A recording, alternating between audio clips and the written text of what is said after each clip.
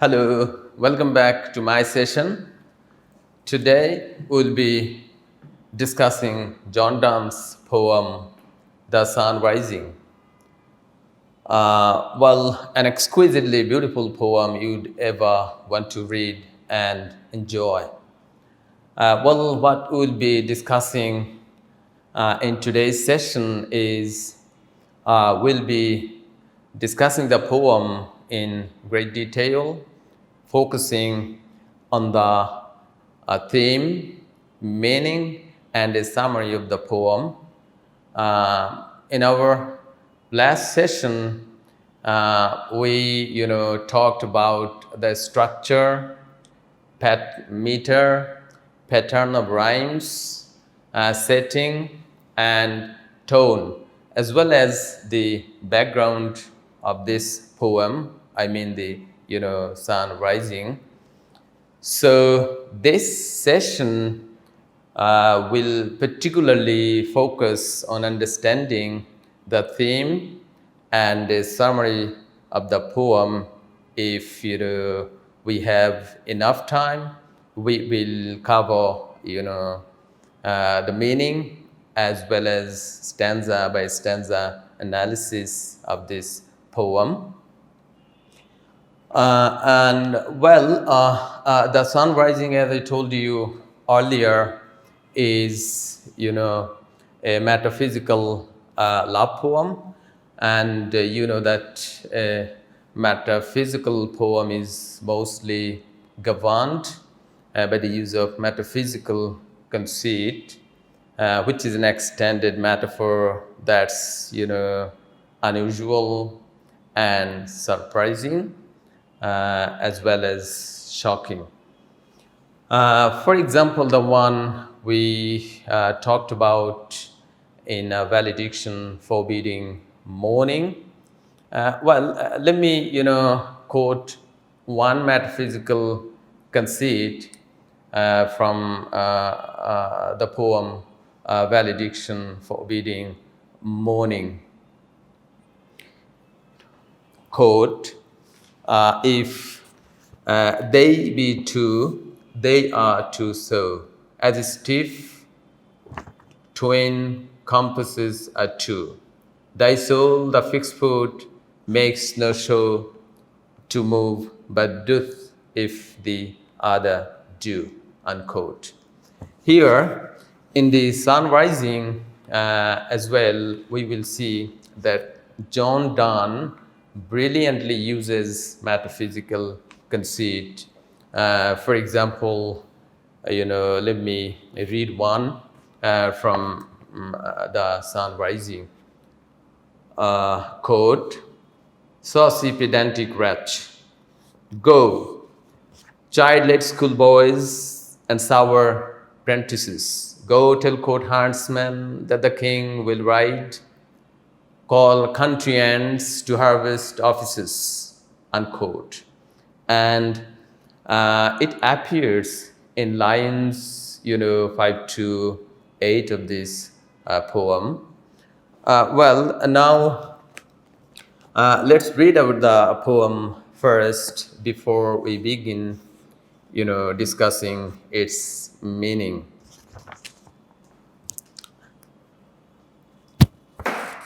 Let me read the poem for you.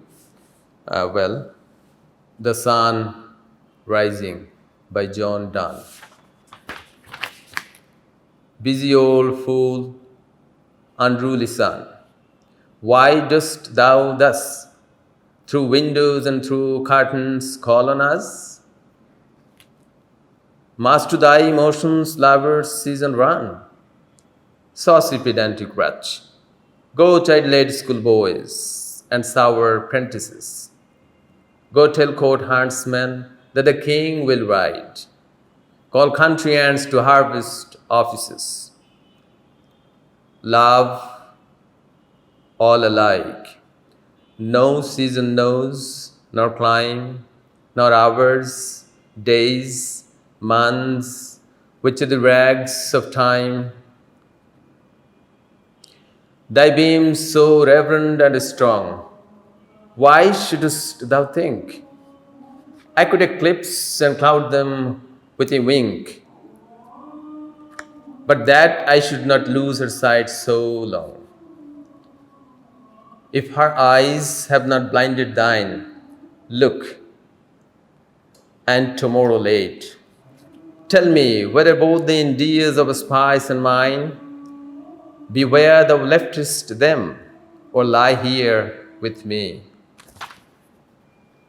As for those kings whom thou sawest yesterday, and thou shalt hear, all here in one bed lay. She's all states and all princes, I, nothing else is. Princes do but play us compared to this. All honors mimic, all wealth alchemy. Thou, son, art half as happy as we, in that the world's contracted thus. Thine age asks ease, and since thy duties be to warm the world, that's done in warming us. Shine here to us, and thou art everywhere.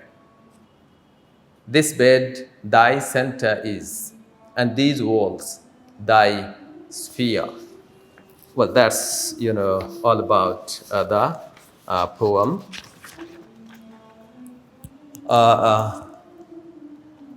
Now let me discuss the theme of this poem.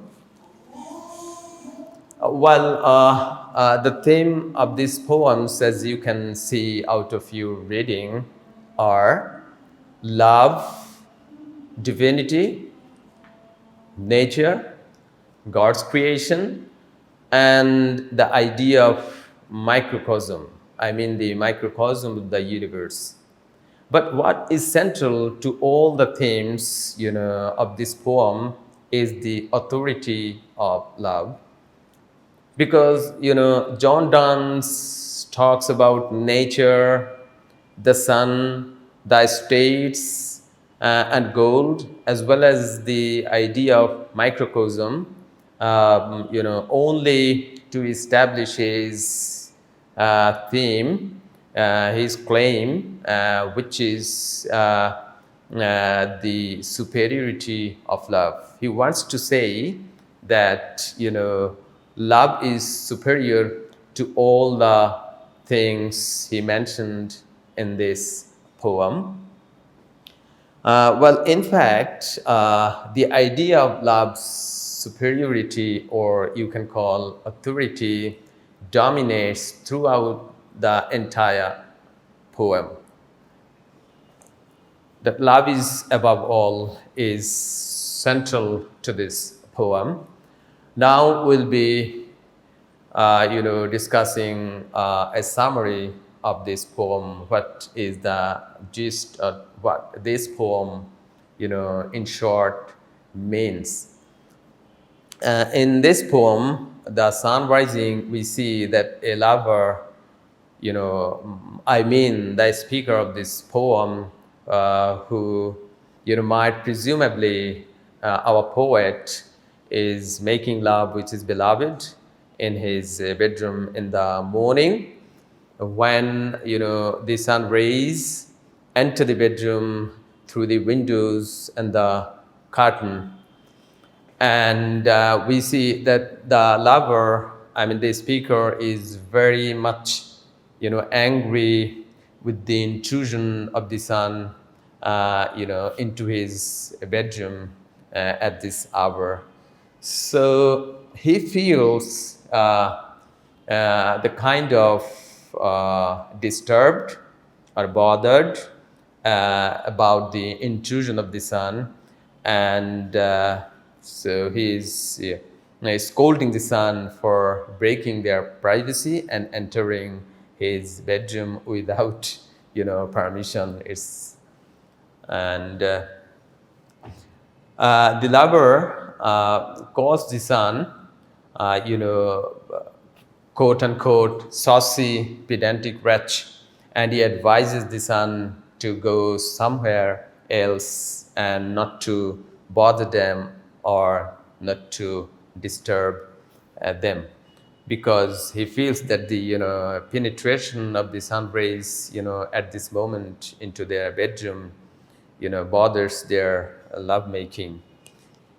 And he advises the son to uh, call on the late school boys, apprentices, farmers, and huntsmen instead of calling on them in the morning. The speaker also challenges, we also see in this poem, the speaker challenges the sun and its power. He says that he can have, a solar eclipse occur simply with a wink of his eyes. Uh, at the very beginning of the poem, we see that the speaker is very angry. However, at the end of the poem, we see that the poet's voice is mild and welcoming, and he asks the son to stay and warm his bedroom instead of warming the world, because the speaker says that his bedroom embodies the entire world. So he means that warming his bedroom here in the morning means warming the entire world. So that's what this poem, the sun rising, means. That's the subject matter of this poem. And that's all for today. To know more about the meaning and a stanza by stanza analysis of this poem, watch the next video. And and that's all. Okay. Thank you so much.